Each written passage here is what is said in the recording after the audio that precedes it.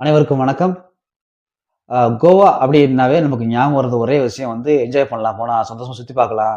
சூப்பரா இருக்கும் பிளேஸு அப்படி எண்ணம் தான் அதிகமா இருக்கும். அழகான கடற்கரைகள் இருக்கும். நைட் கிளப்பு, பாரு, பப்பு அப்படின்னு சொல்லி என்ஜாய் பண்ணலாம். சந்தோஷமா இருக்கலாம். மது விலங்குகள் ரொம்ப கம்மியா இருக்கும்னு சொல்லி கேள்விப்பட்டிருப்போம். இதெல்லாம் தாண்டி எங்க போனா சேஃப்டியா இருக்கும். எந்த பிரச்சனையும் இல்ல அப்படின்னு சொல்லி நம்ம எல்லா மனசு எண்ணங்களும் இருக்கும்.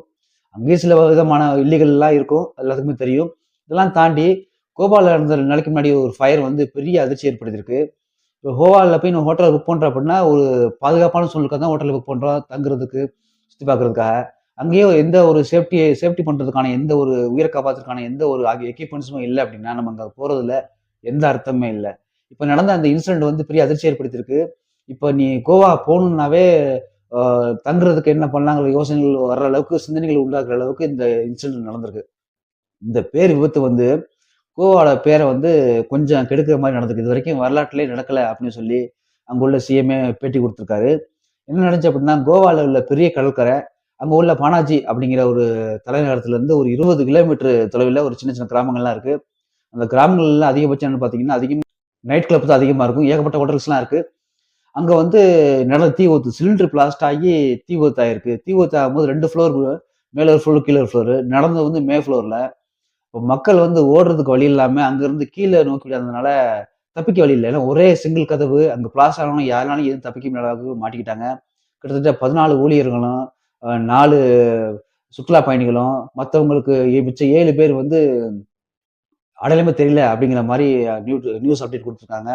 இதெல்லாம் தாண்டி, அங்க வந்து நம்ம சுத்தி பார்க்க போறதுக்கே சந்தோஷமா இருக்க தான் போறது. அங்கேயும் சாவு வந்து ஏற்பட்டுச்சு அப்படின்னா, இது வந்து பெரிய மனக்கவலை தான். இதெல்லாம் தாண்டி வந்து அந்த ஹோட்டல வந்து விசிட் பண்ண ஆபீசர் என்ன சொல்றாங்க அப்படின்னா, ஹோட்டல்ல வந்து எந்த ஒரு பாதுகாப்பு சூழலுமே இல்லையாமா.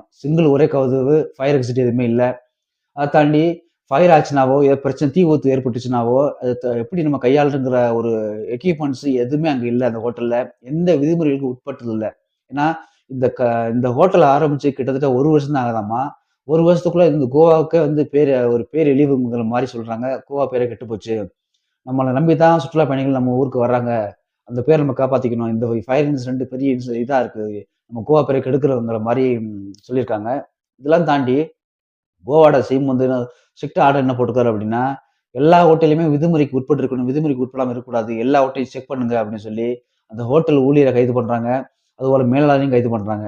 எல்லா ஹோட்டல்லுமே ரைடு பண்றதுக்கான எல்லா விஷயத்தையுமே சொல்லியிருக்காங்க. எல்லா பாரோட லைசென்ஸ்ல இருந்து சேஃப்டி எக்யூப்மெண்ட்ஸ் எல்லாமே இருக்கா? விதிமுறைக்கு உட்பட்டு இருக்கா? ஏதாவது ஒண்ணு ஆச்சுன்னா காப்பாத்துறதுக்கு வழி இருக்கான்னு எல்லா ஹோட்டலையுமே செக் பண்றதுக்கான ஒரு ஆர்டர் குடுத்துருக்காங்க கவர்மெண்ட் சைட்ல இருந்து. கோவா போனவங்களுக்கு, சுத்தி பார்க்க போனவங்களுக்கு இந்த மாரிலாம் போன இடத்துல இப்படி நடக்குங்கிறது பெரிய அதிர்ச்சியான விஷயம் தான். இதுவரைக்கும் இந்த கோவால இந்த மாரி விஷயம் நடந்ததே கிடையாது. இந்த மாரி ஃபயர் இன்சிடென்ட் நடந்ததே இல்ல அப்படின்னு சொல்லி அந்த ஒரு கோவா ஸ்டேட்டோட சிஎம் சொல்லியிருக்காரு. இதெல்லாம் தாண்டி கோவா பொறுத்தளவுல சின்ன லொகேஷனு, ரொம்ப சின்ன ஸ்டேட்டு. இந்த ஸ்டேட் வந்து இங்க ஆல் ஓவர் வேர்ல்டுல இருந்தே அங்க சுத்தி பார்க்கறதுக்கு பல ஃபாரினர்ஸ் வருவாங்க. இந்த மாரி இன்சிடென்ட் ஃபயர் இன்சிடென்ட் நடக்குது.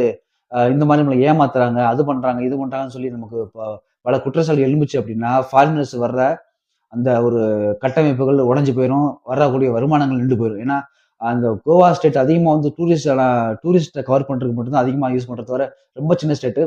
அந்த டூரிஸ்ட்டோட வருமானம் வச்சு தான் பல பிசினஸ் நடக்குது. பல தொழில் நடக்குது. டாக்ஸிலருந்து, கடையிலருந்து, ஹோட்டல் வரைக்கும் எல்லா பிசினஸுமே டூரிஸ்ட் வச்சு தான் நடக்குது. இந்த மாரி கண்டிப்பா ஃபயர் விபத்தோ, இல்ல வேற மாரி விஷயங்கள் கெட்ட விஷயம் நடந்துச்சு அப்டின்னா, கோவாவுக்கு கண்டிப்பா ஒரு கெட்ட பேர் தான் வருங்கிறது மறுக்க முடியாத உண்மை. இனிமே இந்த மாரி ஃபயர் இன்சிடென்ட் நடக்கக்கூடாது அப்டின்னு சொல்லி, கோவாவோட சிஎம் வந்து ஸ்ட்ரிக்ட்டா ஆர்டர் போட்டுருக்காங்க. எல்லா ஹோட்டலையும் செக் பண்ண ஆரம்பிச்சிருக்காங்க. Okay friends. அடுத்த ஒரு வயலான பத்தி பேசுவோம். நன்றி, வணக்கம்.